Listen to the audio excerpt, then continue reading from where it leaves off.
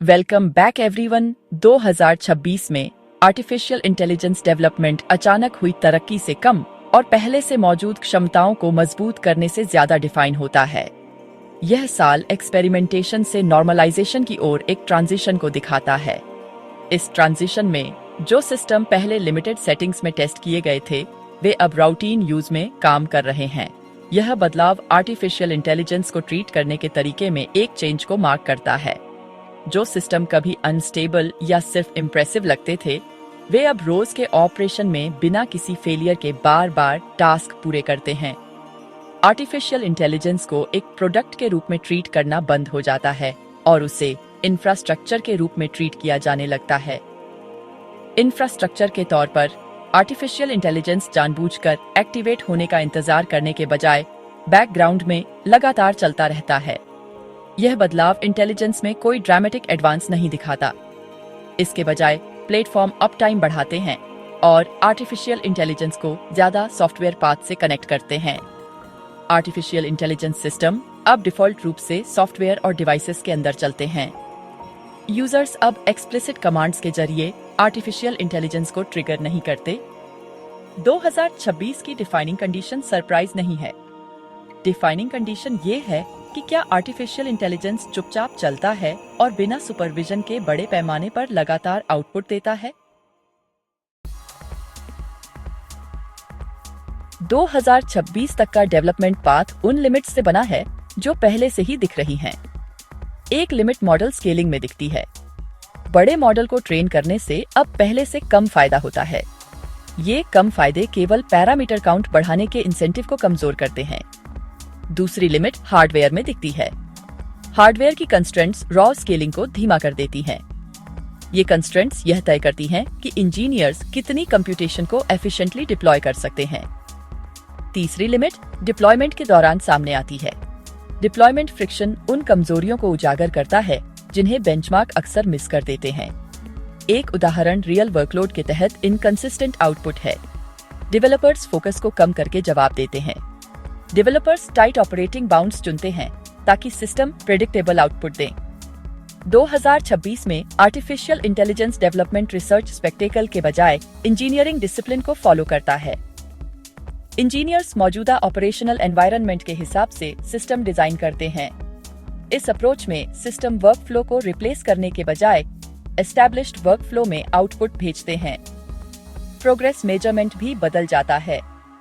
Teams progress को इस बात से मापती है कि एक सिस्टम समय के साथ रियल ऑपरेटिंग कंडीशंस में कितनी कंसिस्टेंटली सही आउटपुट देता है। आर्टिफिशियल इंटेलिजेंस सिस्टम के साथ यूजर इंटरेक्शन खास तरीकों से बदलता है। एक बदलाव इस बात पर असर डालता है कि यूजर्स इंस्ट्रक्शंस कैसे देते हैं।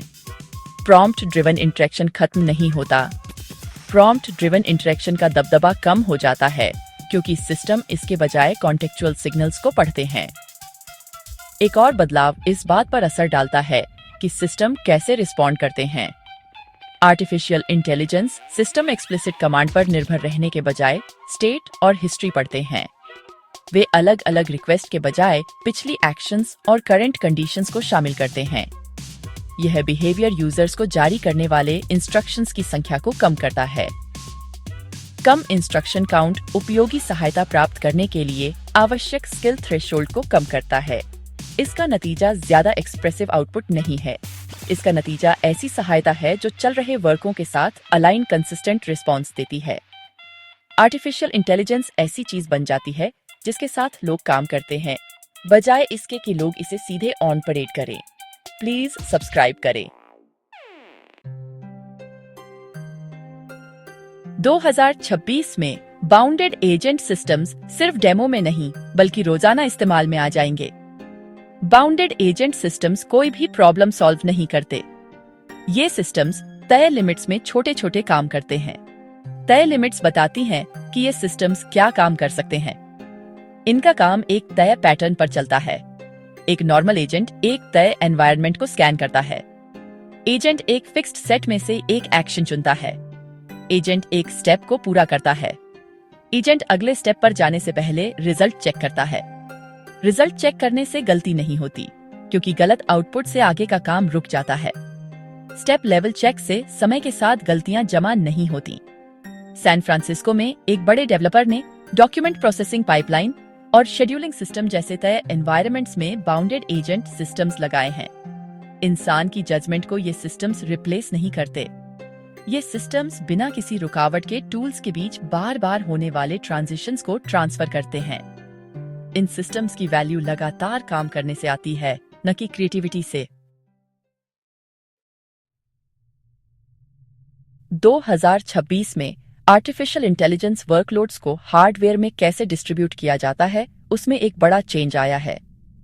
एआई डेवलपमेंट में हार्डवेयर अलाइनमेंट एक बड़ा फैक्टर बन गया है। अब इंजीनियर्स ये डिसाइड करते हैं कि कंप्यूटेशन कहाँ रन होगा, बजाय इसके कि वो हमेशा सेंट्रलाइज्ड रहे। Model designers memory access patterns और लेटेंसी बजट्स के हिसाब से मॉडल्स को केयरफुली शेप करते हैं, जिससे तय होता है कि डेटा सिस्टम में कितनी तेजी से मूव करता है। इस अप्रोच से इंजीनियर्स मॉडल्स को ट्रेन और रन कैसे करते हैं, इसमें बदलाव आता है। छोटे मॉडल्स लोकल लेवल पर यूजर या डिवाइस के पास एग्जीक्यूट होते हैं, जबकि बड़े मॉडल्स सेंट्रलाइज्ड सिस्टम्स में दूर से ऑपरेट होते हैं।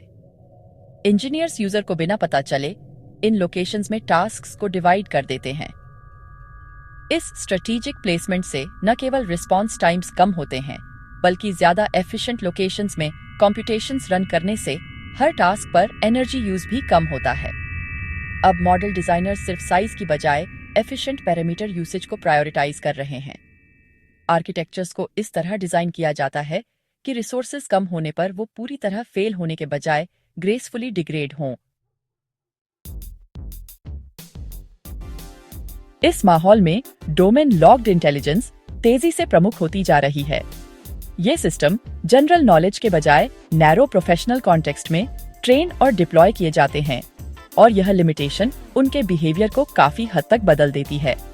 डोमेन लॉक्ड सिस्टम किसी स्पेसिफिक फील्ड के लिए फॉर्मेट्स को पार्स करने और फेलियर मोड्स को डिटेक्ट करने में माहिर होते हैं। उदाहरण के लिए, लॉजिस्टिक्स डेटा का स्ट्रक्चर सॉफ्टवेयर टेस्ट रिजल्ट्स के स्ट्रक्चर से अलग होता है, और लॉजिस्टिक्स के लिए ट्रेन किया गया सिस्टम सॉफ्टवेयर टेस्टिंग के लिए ट्रेन किए गए सिस्टम से अलग आउटपुट देगा।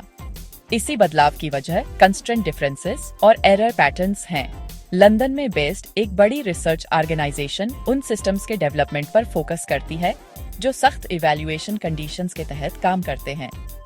ये सिस्टम ओपन एंडेड डायलॉग को दबा देते हैं और इसकी जगह नियम आधारित आउटपुट देते हैं। यह स्पेशलाइजेशन एरर रेट्स को कम करता है और अनसेफ आउटपुट्स को लिमिटेड करता है।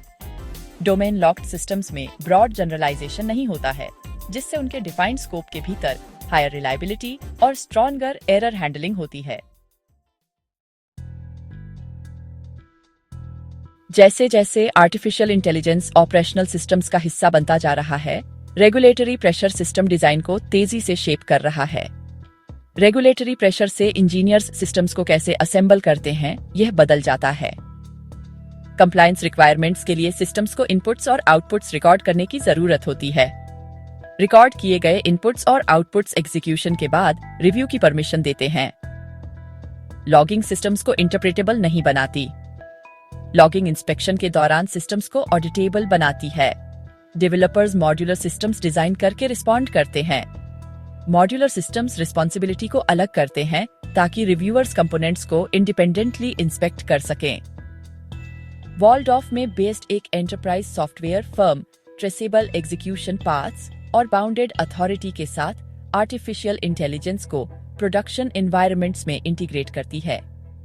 ये आर्किटेक्चरल चॉइसेस फीचर रोलआउट को धीमा कर देती है, क्योंकि एडिशनल कंट्रोल्स की जरूरत होती है। ये कंट्रोल्स इंस्टीट्यूशनल ट्रस्ट को बढ़ाते हैं। आर्टिफिशियल इंटेलिजेंस सिस्टम्स जिनकी इंस्पेक्शन नहीं की जा सकती, उन्हें रेगुलेटेड एनवायरनमेंट्स में अडॉप्शन हासिल करने में मुश्किल होती है।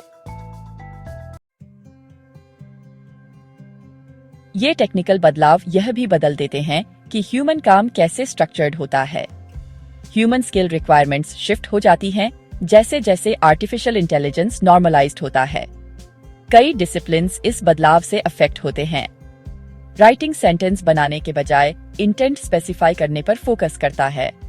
सिस्टम्स एग्जीक्यूशन के दौरान ड्राफ्ट टेक्स्ट जनरेट करते हैं। प्रोग्रामिंग सिंटैक्स याद करने के बजाय सिस्टम डिजाइन पर फोकस करता है। Automation routine code segments generate करता है। एनालिसिस मैन्युअली रिजल्ट्स कैलकुलेट करने के बजाय प्रॉब्लम्स फ्रेम करने पर फोकस करता है। टोक्यो में बेस्ड एक media technology company production workflows के अंदर आर्टिफिशियल इंटेलिजेंस सिस्टम्स अप्लाई करती है। इस प्रोसेस के दौरान ह्यूमन डायरेक्शन सेंट्रल रहता है। एग्जीक्यूशन ऑटोमेटेड सिस्टम्स में शिफ्ट हो जाता है। वे लोग जो सिस्टम्स को डायरेक्ट करना सीख जाते हैं, डिसीजंस पर कॉन्सेंट्रेट करके एफिशिएंसी गेन करते हैं। जो लोग ऑटोमेशन को रेजिस्ट करते हैं, वे रेलेवेंट तो रहते हैं, लेकिन स्पीड खो देते हैं। लेबर इम्पैक्ट अनइवन रहता है।